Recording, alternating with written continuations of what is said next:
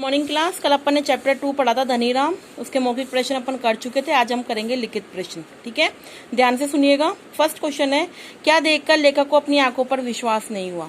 तो लेखक को विश्वास क्या देखकर नहीं हुआ? तो धनीराम छोटा सा बालक को जब मजदूरी करते हुए देखा, ईंटों का बोझ ढोते हुए देखा, चिनाई करते हुए देखा, तो छोटे से बालक को मजदूरी करते हुए देखकर लेखक को अपनी आंखों पर विश्वास नहीं हुआ। ठीक है। धनीराम 4-5 दिनों तक कक्षा में क्यों नहीं आया? धनीराम ने जब सगाई से मना कर दिया तो उसके घर वालों ने उसे लात घूंसों से मारा, इसलिए वह 4-5 दिन तक इस कक्षा में नहीं आया। धनीराम के नाम के संदर्भ में लेखक के क्या विचार थे?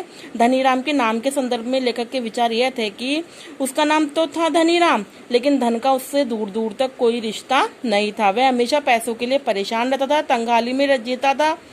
ठीक है, वह मजदूरी करके अपना जीवन यापन करता था, इसलिए लेखक ने बोला कि धनीराम यानी कि उसका धन से कोई भी संबंध नहीं था।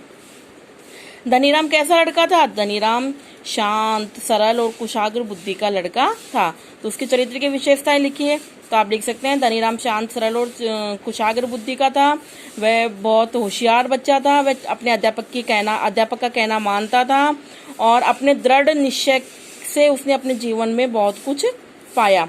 परिस्थितियां उसको हरा नहीं पाई है और उसने जीवन में अपना एक मुकाम हासिल किया और अपनी बेटी को आईएएस अधिकारी बनाया। वह खुद भी एक अधिकारी बना और अपनी बेटी को भी आईएएस अधिकारी बनाया। धनीराम की सगाई की बात सुनकर लेखक ने उसे क्या समझाया? क्या लेखक का समझाना सही था? धनीराम की सगाई सुनकर लेखक ने उसे समझाया कि अभी पढ़ाई में ध्यान दो, शादी ब्याह का भी टाइम नहीं है, शादी ब्याह में अभी मत पढ़ो। क्या लेखक का समझाना सही था? हाँ, लेखक का समझाना बिल्कुल सही था। सगाई से मना कर देने पर धनीराम के परिवार वालों ने उसके साथ क्या किया? सगाई से मना कर देने पर धनीराम के परिवार वालों ने उसे लात घूंसों से मारा। उन्होंने ऐसा क्यों किया? क्योंकि लड़की वाले को खाली हाथ लौटना पड़ा था। तो आगे बच्चों, आपको सारे क्वेश्चन समझ में? ठीक है, वैसे भी मैंने इन सबके टिक लगवा रखे हैं। आप चैप्टर पढ़ोगे तो उन सब में आपको इनके आंसर मिल जाएंगे। फिर भी अगर आपको समझ में नहीं आता है तो आप मेरे पर्सनल नंबर से कांटेक्ट कर सकते हैं। ठीक है, ये क्वेश्चन आपको कॉपी में करना है। अब हम पढ़ते हैं इसकी एक्सरसाइज आपको बुक में ही करनी है। फर्स्ट है, गुरुजी ने धनीराम को किसके चक्कर में पढ़ने से मना किया? सगाई के चक्कर में। जब धनीराम की सगाई होने वाले थे उस समय उसकी उम्र कितनी थी? 14 वर्ष। धनीराम की बिटिया क्या बन गई थी? आईएएस अधिकारी।